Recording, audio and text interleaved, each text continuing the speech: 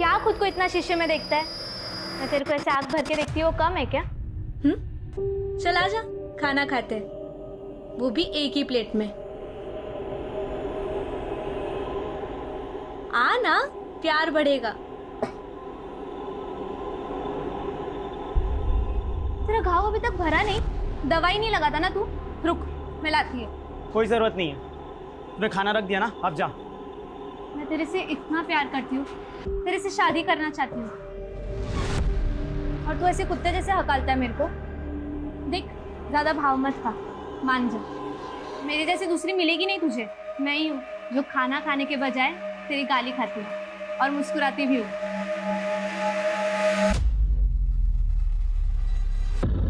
The number you are trying to call is currently not reachable. The number you are trying to call is currently not reachable.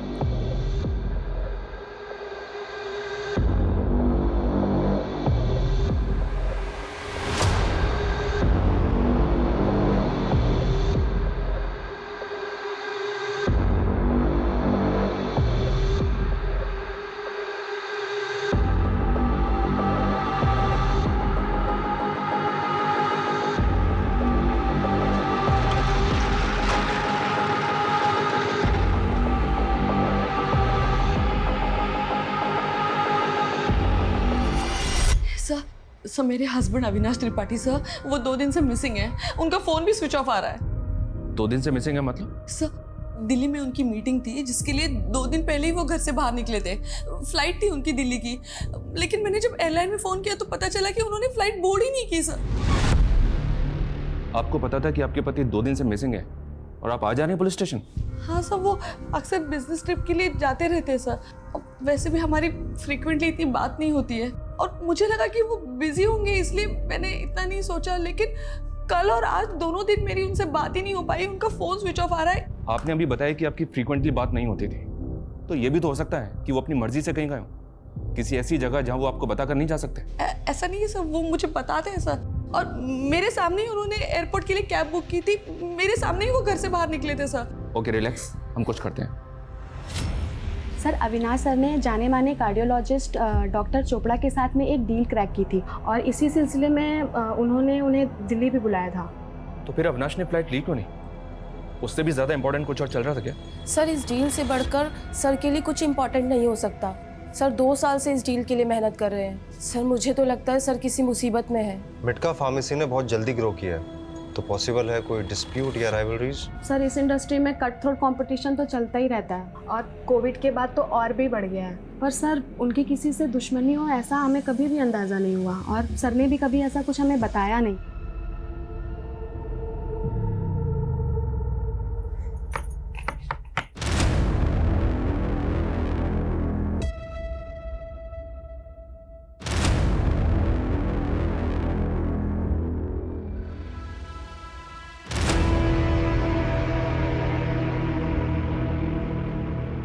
कैसी लग रही हूँ? एकदम hot ना? तो फिर आ गई? अरे आई कहाँ? तू अंदर आने देगा तो आऊंगी ना। अरे अरे बोल ना, कैसी लग रही हूँ? मस्त लग रही हूँ ना? अरे तू आदमी है कि क्या है रे, कि मेरे में ही कुछ कमी है? सुंदर नहीं लगती क्या मैं तुझे? देख, मैं ना तेरे से बहुत प्यार करती है, तेरे लिए कुछ भी कर सकती है। हाँ तू समझना यार, मैं तेरे लायक नहीं हूँ। मैं तुझे खुश नहीं कर सकता। क्यों नहीं कर पाएगा?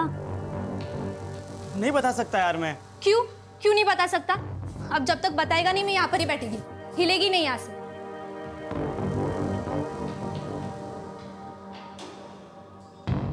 ठीक है, बताता हूँ मैं।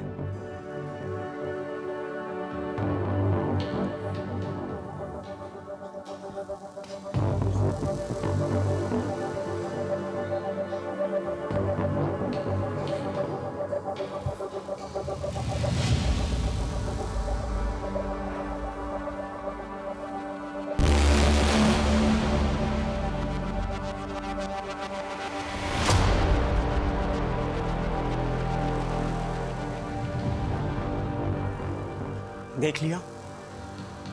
मधु, तुम एक आदमी से प्यार करती हो, वो मैं नहीं हूं। मैं क्या हूं मुझे भी नहीं पता।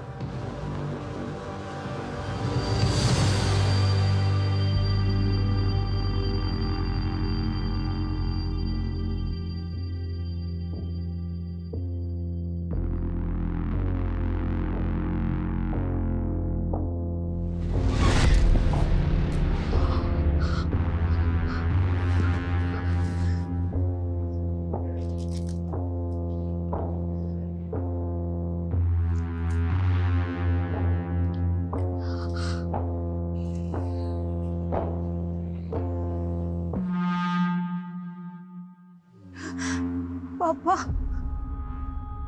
पापा हम बोल रहे हैं। पापा, हम आपके हाथ जोड़ते, आपके पैर पड़ते, प्लीज प्लीज हमें यहाँ से लेकर जाइए। पापा ये आदमी हमें मार डालेगा। बार बार काहे फोन करती हो तुम? देखो, अब जो है तुम्हारा वही सब कुछ है। अब यहाँ कुछ नहीं रखा तुम्हारे लिए। पापा अगर माँ होती ना आज, तो हमारे साथ ऐसा नहीं होता ना, वो कभी होने देती। वो होती तो ना, अब नहीं है ना।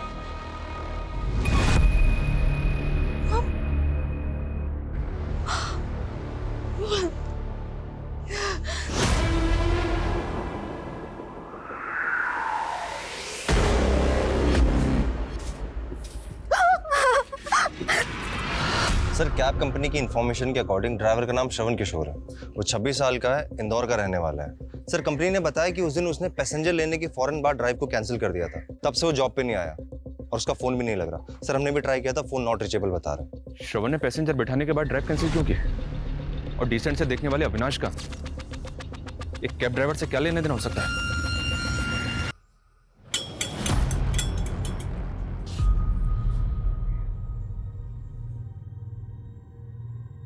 आप यहीं आसपास रहती हो? जी। ये श्रवण किशोर है, पहचानती हो? जी साहब। ये श्रवण किशोर अभी कहाँ मिलेगा?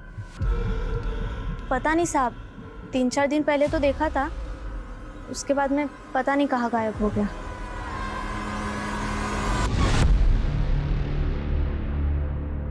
मधु, अगर तूने सचमुच मुझसे प्यार किया है तो प्लीज़ मेरी जो असलियत मैंने तुझे बताई ना, वो किसी को मत बताना।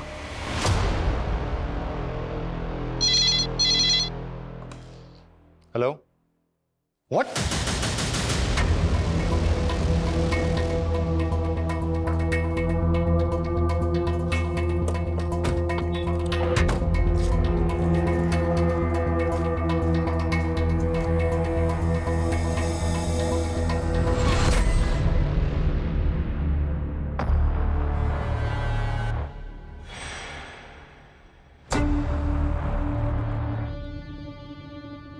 जिसने भी ये मर्डर किया बहुत नफरत करता होगा शायद इस आदमी से। बॉडी के 5 टुकड़े, हाथ पैर और धड़ मिल गया, लेकिन सर गायब है। सर, एक मिनट। हेलो, क्या? ठीक है, ध्यान रखो, हम पहुंचते हैं। सर, बॉडी का सर भी बरामद हो गया।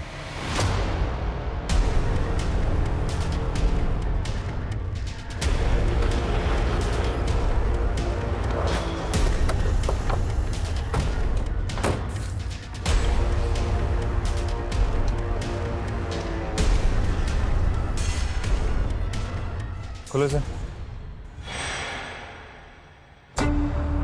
सर, ये तो अविनाश है। अविनाश के केस में सबसे अलग और अजीब बात है कि कैब ड्राइवर श्रवण का पैसेंजर लेकर ड्राइव कैंसिल कर और उसके बाद उसका और उसके फोन दोनों का लापता हो जाना। कैब में बैठने के कुछ देर के बाद उसका फोन हुआ था, तो पॉसिबल है कि इसके पीछे श्रवण हो। सर, एक रैंडम कैब ड्राइवर और इतने बड़े एंटरप्रेन्योर का क्या रिलेशन है? ये तो पता करना है। इसको पोस्टमार्टम के लिए भिजवाओ, फैमिली को इन्फॉर्म करो और इंदौर चलने की तैयारी करो। सर,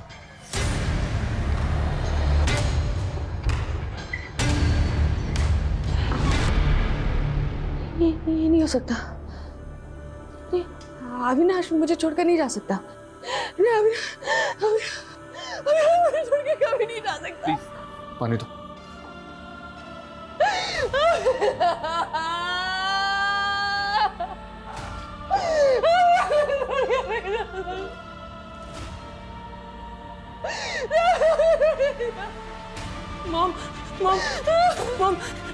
मनी प्लीज प्लीज मुझे दे दीजिए मम प्लीज मम आई नीड्स मम प्लीज दे दीजिए मम आई नीड सम मनी मम प्लीज मम।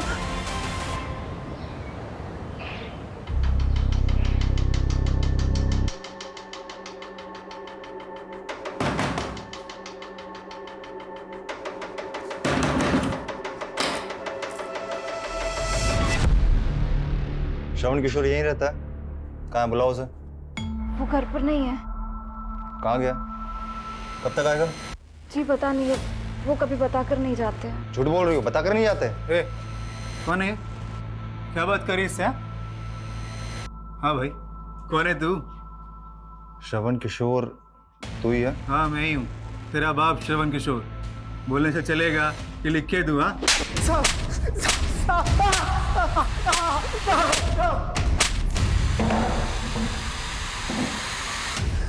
साहब, माफ कर दो साहब, हम कुछ नहीं किए साहब। आप ही बताओ ना साहब, ऐसे में हम कैसे पहचानते कि ये कौन है?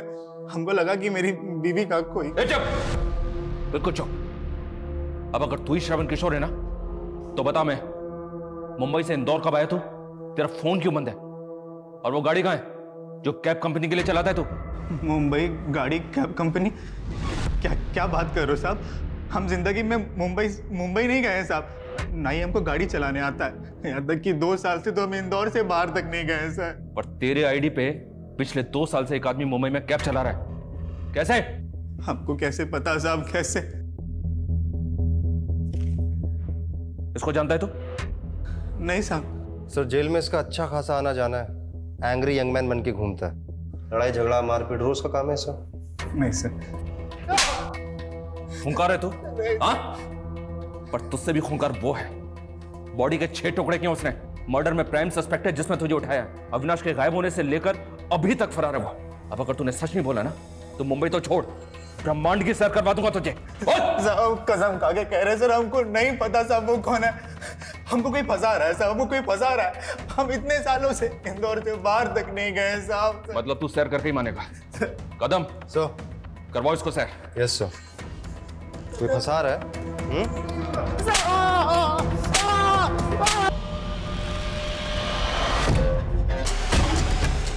सर हमने श्रवण के ट्रैवल रिकॉर्ड्स चेक किए, वो सच बोल रहा था। वो मुंबई कभी गया ही नहीं, उसका कोई कनेक्शन भी नहीं है वहाँ पे। सर फेक श्रवण जो कैब ड्राइवर था, उसने असली श्रवण के एड्रेस पे पहले नकली आधार कार्ड बनवाया और फिर उस आधार कार्ड के बेसिस पे और डॉक्यूमेंट्स बनाया। मतलब ये नकली श्रवण जो भी है, इसने बहुत सोच समझ के प्लानिंग की है। लेकिन एक बात अभी तक समझ में नहीं आ रही है, उसने मुंबई में बैठ के इंदौर के श्रवण को क्यों चुना? सर हो सकता कोई इत्तेफाक हो, क्योंकि श्रवण तो इंदौर से बाहर कभी गया ही नहीं। सर मुझे लगता है कि अविनाश के मर्डर के तार मुंबई से जुड़े हुए हैं और हम इस श्रवण के चक्कर में यहाँ पे गुमराह हो रहे हैं। ठीक है, श्रवण को छोड़ दो, हम अविनाश की फैमिली और बिजनेस से शुरू करते हैं। अविनाश के बेटे शिवम के बारे में पता करो। ये लड़का मुझे थोड़ा अजीब लगा है। Okay sir. शिंदे।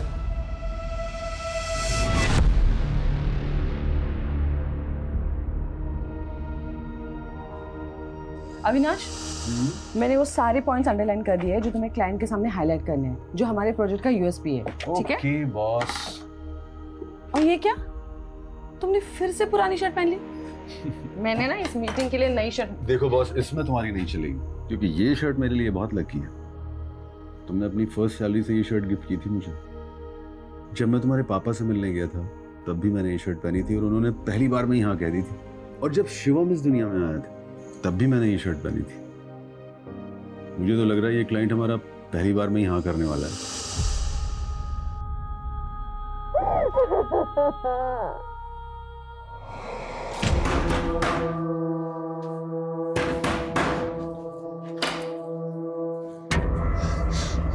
आ गए आप?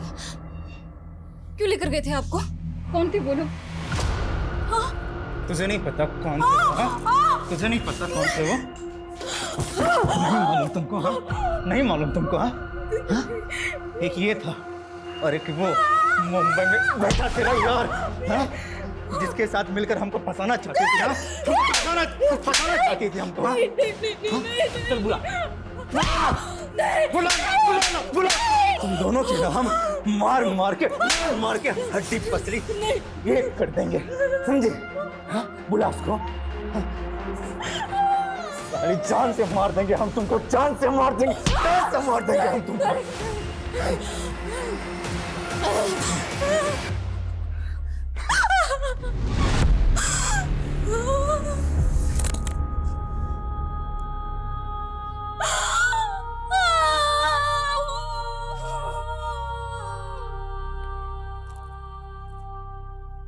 शिवम के बारे में पता चला है कि वो ड्रग एडिक्ट है। सर 3 महीने पहले शिवम और उसका दोस्त एक पार्टी में ड्रग्स बेचने के इल्जाम में गिरफ्तार हुए थे, पर सारी कार्रवाई शिवम के दोस्त के खिलाफ हुई। शिवम साफ बचकर निकल गया। और सर ये भी पता चला है कि जो ऑफिसर उस केस की जांच कर रहा था, उसने कोर्ट में चार्जशीट फाइल करने के तुरंत बाद रिजाइन कर दिया था। तो मतलब तुम कहना चाहते हो कि अविनाश ने अपने पैसे पर पहुंच के दम पर अपने बेटे शिवम को उस केस से बचा लिया? यस सर, और चूंकि शिवम बच गया इसीलिए पूरा केस उसके दोस्त के अगेंस्ट हो गया। वो लड़का है कहाँ आजकल? जेल में सर, सजा काट रहा है। और उसका बाप आज भी अपने बेटे के साथ हुई नाइंसाफी की वजह से बहुत दुखी है। कहीं इस नाइंसाफी से नाराज होकर तो उसके बाप ने अविनाश से बदला नहीं लिया? पता करो वो ऑफिसर आजकल कहाँ है और क्या कर रहा है जिसने वो चार्जशीट फाइल की थी, और उस लड़के के बाप को भी बुलाओ। सर काश ले पाता। सुना 6 टुकड़े किए उसके, बहुत अच्छा लगा सुनकर। और अच्छा लगता अगर ये सब मैंने किया होता। इकलौते बेटे का बाप वो भी था और मैं भी। फर्क सिर्फ इतना था कि वो एक अमीर बाप था, क्योंकि उस ऑफिसर के सामने अपने बेटे के लिए गिड़गिड़ाए तो हम दोनों ही थे। ऑफ रिकॉर्ड मिलने के लिए थैंक यू सर। मुझे पता है शिवम ने गलती की है, इनफैक्ट बहुत बड़ी गलती की। सर हमारे बच्चों को माफ कर दीजिए, अब वो कोई गलती नहीं करेंगे। आप जो कहेंगे, जितना कहेंगे मैं दूंगा, लेकिन प्लीज उन्हें कोई हार्श पनिशमेंट मत देना। उसके बाप ने ऑफिसर के मुंह में पैसे भर दिए और फिर दोनों बाप बेटे ने मेरे बेटे को फंसाकर जेल भेज दिया। बर्बाद हो गया मैं, मेरा घर बार सब बिक गया। काश मैंने मारा होता उसे, थोड़ा सुकून तो मिलता।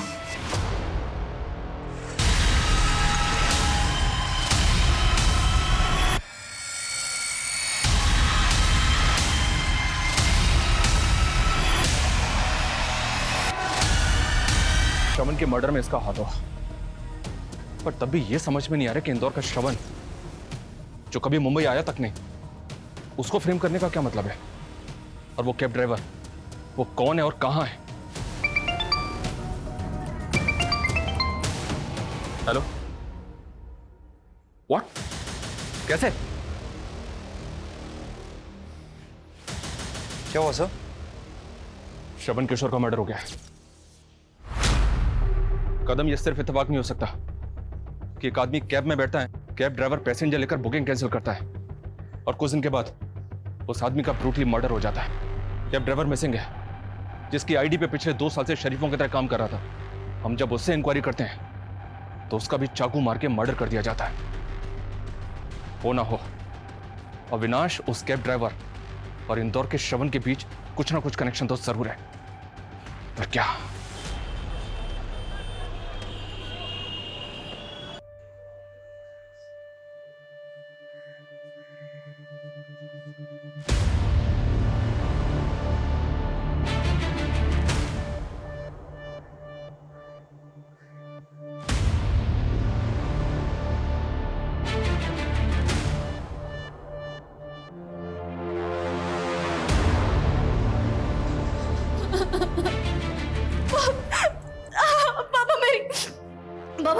पापा मेरी बात,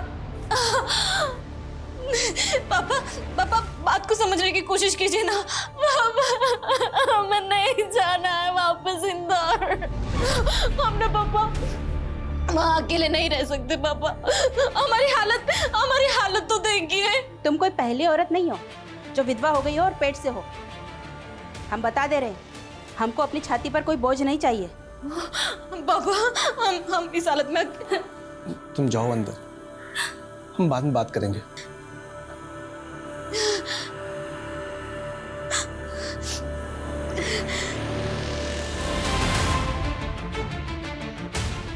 हम मानते हमारा बेटा श्रवण कुशल था,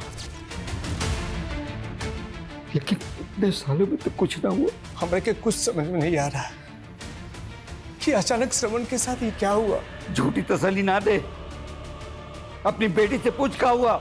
दिलीप यार, तूने अपना बेटा खोया है तो उसने भी अपना पति खोया है। हमारी बेटी तेरी बहू है, उसकी पेट में तेरे खानदान का वारिस है। भाड़ में जाए बहू और भाड़ में जाए वारिस, हम तो ये सोच के पछता रहे कि ऐसी मनुष्य लड़की को अपनी बहू बनाया ही क्यों, जो हमें बेटे को खा गई। श्रवण और अविनाश, ये दोनों कानपुर के रहने वाले हैं? सर सेम शहर और same locality. What? Yes sir.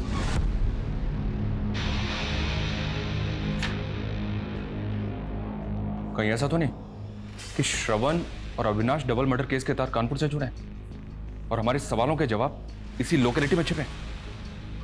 कदम, कानपुर चलने की तैयारी करो। सर।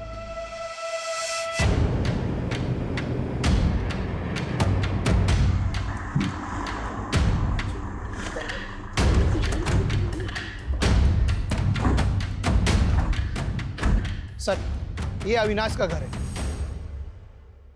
और ये श्रवण का।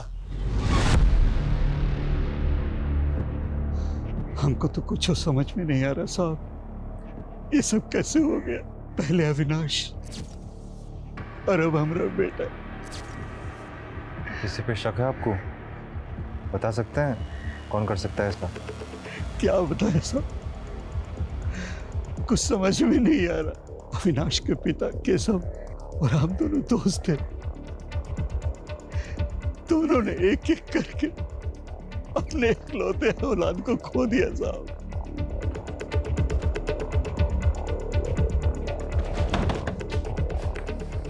ये आपके पड़ोस में? मीरा, आप यहाँ? सर, ये हमारा मायका है। उनके जाने के बाद हमारा इंदौर में रहना मुश्किल था, तो हम यहाँ कानपुर चले आए पापा के घर। सर, ये मीरा है, श्रवण की वाइफ। तो मतलब श्रवण, अविनाश और आप तीनों पड़ोसी हैं? पहले मुंबई, फिर इंदौर और अब कानपुर, फिर भी अभी तक हमारे हाथ खाली हैं। इस ट्रायंगल ने सर घुमा दिया मेरा। कुछ तो मेजर है जो हम मिस कर रहे हैं। ये क्रिमिनल हमारी आंखों के सामने गेम खेल रहा है और हम उसे पकड़ नहीं पा रहे। ऐसा मेरे करियर में आज तक नहीं हुआ। सर, एक्चुअली कोई क्लू नहीं मिल पा रहा है। सब क्लियर है। अविनाश और श्रवण दोनों इकलौते बेटे थे। दोनों की फैमिली दुखी है और उन्हें किसी पे शक हो, सर ऐसा भी कोई हिंट नहीं मिल रहा है। मीरा की फैमिली, उसमें कौन कौन है उसका बैकग्राउंड चेक किया? यस सर, मीरा के फादर का नाम भानु है। उनके 3 बच्चे हैं सर, 2 बेटियां और 1 बेटा। सर, मीरा पहले इंदौर में रहती थी श्रवण की डेथ से पहले। सर, एक बेटा है 15 साल का जो माँ बाप के साथ कानपुर में रहता है। और सर, सबसे बड़ी बेटी स्वाति, उसके बारे में कुछ पता नहीं चल पाया। लोगों का कहना है कि वो बहुत पहले घर छोड़कर भाग गई थी। कदम, जब इससे कुछ मिलने वाला नहीं है तो इतनी लंबी कहानी क्यों सुना रहे मुझे? इससे अच्छा होता कि तुम उस फेक श्रवण कैब ड्राइवर के बारे में पता करो। हो सकता है कि वो किसी तरह ट्रायंगल से जुड़ा हो। सर, दी, स्वाति दी,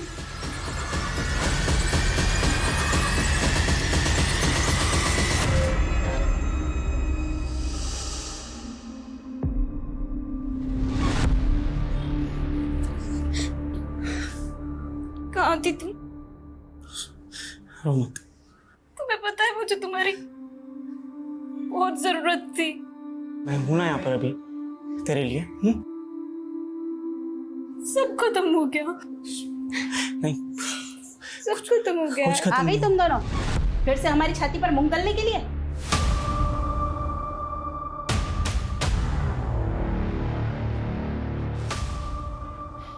तो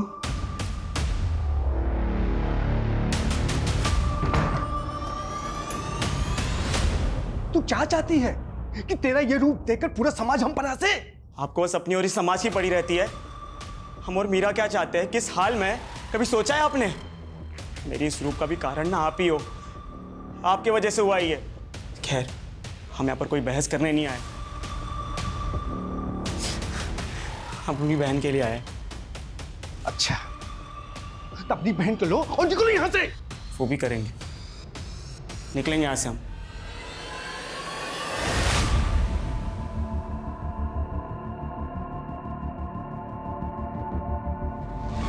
समझ नहीं आ रहा है हम क्या मिस कर रहे हैं, कहां चूक हो रही है हमसे। इन तीनों फैमिलीज में आपस में कभी कोई कॉन्फ्लिक्ट रहा है, कोई दुश्मनी या कोई झगड़ा जिसके बारे में अभी तक हमें पता ना हो? सर, अविनाश और श्रवण की फैमिली की ऐसी कोई हिस्ट्री नहीं है और क्रिमिनल हिस्ट्री एक्चुअली भानु की भी नहीं है।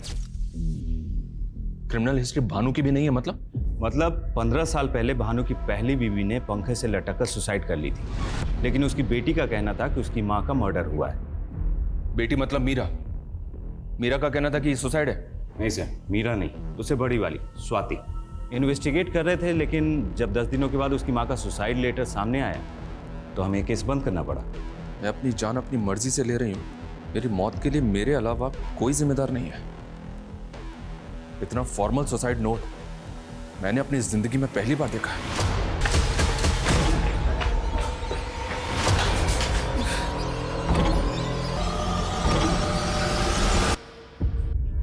मेरी माँ हम दोनों बहनों की ढाल बना करती थी। मैं अपनी माँ की ढाल बनकर उनको नहीं बचा पाई, पर आज उनका बदला पूरा कर दिया। आज वो बहुत खुश होगी। भानु, तू झेलता कैसे है इस औरत को? तो बेटी पैदा करके चौधराइन जैसे ऐसे घूमती है जैसे बेटा जन्म दिया। और हेकड़ी तो देखो, तीसरा बच्चा पैदा करने के लिए भी मना करती है। अरे भाई, एक लड़का हो जाए, बेचारे को वारिस मिल जाए, कोई बुढ़ापे में हाथ पकड़ के चलने वाला हो, सहारा देने वाला हो। पर उसे पीछा छुड़ाऊं कैसे? वो मेरा पीछा नहीं छोड़ने वाली। अगर छुप छुपा के शादी कर भी ली, उसे पता चल जाएगा मुझे और उसको, हम दोनों को मार डालेगी। अरे तो रास्ते से हटा देना। हमारे पास ऐसे ऐसे तरीके हैं कि सांप भी मर जाएगा और लाठी भी नहीं टूटेगी। बिल्कुल ठीक कह रहा है दिलीप, निपटाओ से। और बिल्कुल ऐसा लगना चाहिए कि खुदकुशी की है। पर हमारे अकेले बस की नहीं है। अरे तू चिंता क्यों करता है, हम हैं तेरे साथ में।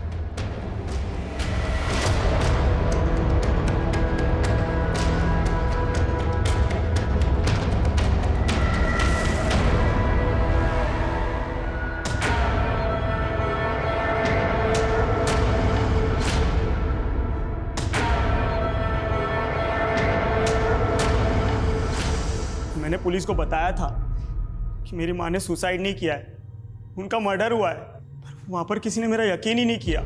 शायद मैं छोटी थी या लड़की थी। इसीलिए तुमने इतनी लंबी प्लानिंग की, घर छोड़ा, सोसाइटी में फिट होने के लिए सेक्स चेंज किया, लड़की से लड़का बनी और बदले की भावना में एक नहीं ऐसे 2 लोगों का मर्डर किया जो इनोसेंट थे, जिनका तुम्हारी माँ के मर्डर से कोई लेना देना नहीं था। कैसे लेना देना नहीं था? उन दोनों के बाप ने बेटे के बाप होने का गुरूर था उनमें, और उनकी वजह से उन्होंने मेरे बाप को बेटे के लिए उकसाया। इसलिए मैंने सोचा कि उनके एकलौते बेटे, उनके वारिस को मैं खत्म कर दूंगी। ये तुम्हारा सोचना है, पर सच यही है, अविनाश और श्रवण की कोई गलती नहीं थी। गलती थी उनकी कि वही उनका गुरूर थे। अगर उन बुड्ढों को मारती तो वो मुक्त हो जाते, इसलिए ऐसे जगह चोट मारी जहां सबसे ज्यादा लगेगी। अब दोनों बुड्ढों के लिए जिंदगी मौत से बदतर है। और सर, ये आसान नहीं था। मैं लगातार 2 साल से कैब ड्राइवर बन के वहाँ पर घूमती रही अविनाश के एरिया में कि कभी तो बुकिंग आएगी, और फिर आई। उसके बाद दिलीप चाचा के बेटे श्रवण को इंदौर में टारगेट किया मैंने, और फिर आखिर में अपने बाप को मार के अपनी माँ का बदला पूरा किया। मेरी माँ को इंसाफ देर से मिला जरूर। ये वो देश है जो चांद पर पहुंच चुका है, पर फिर भी यहां एक लड़का और लड़की के बीच का भेद मानो मिटने के लिए तैयार ही नहीं है। अविनाश इसी समाज की देन है जो औरत को प्यार और सम्मान दोनों देता था।